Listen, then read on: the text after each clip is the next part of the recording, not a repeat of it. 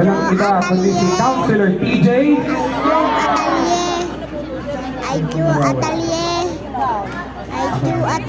So may tanong po ako. Of course, hindi po natin pwede kalimutan ang aking pizza. Ang ating congressman. Tama ba ako bago ba tayo mananatiling congressman siya?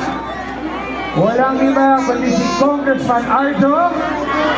Congressman Arjo. And of course, ang ating mabuting Mayor Joy Belmonte, and ating Vice Mayor Soto. So, yung lineup ng 2022, tama ba ako? Ngayong 2025, may tanong.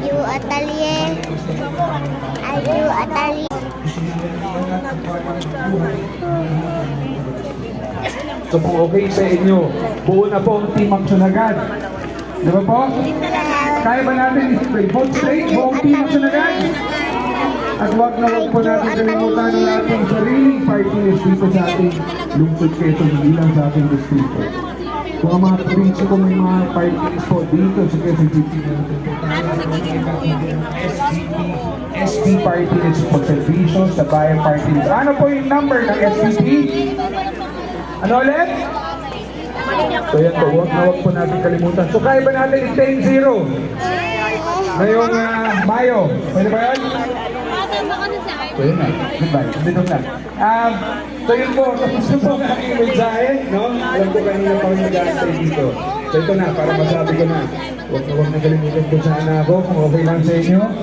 Ako po si Gaba Taide, garantisado aksyon sa ating distrito at ito sa Balota. Maraming salamat po yung pagkailan. Yay! Alam mo, pili mo ko tayo kung ano talaga yung vision at saka yung kung ano yung puso ng isang congressman Arjo at Taide sa distrito mo doon, sa pinapuso mo. Kung sakasakali nagkatanungan ako, hindi lang ang pangit, huwag naman sana. Ang talagang ilan bakit mamulong, sasama ka naman. Kasama naman, pero hindi ko lang alam kung kakayanin natin. Ayun.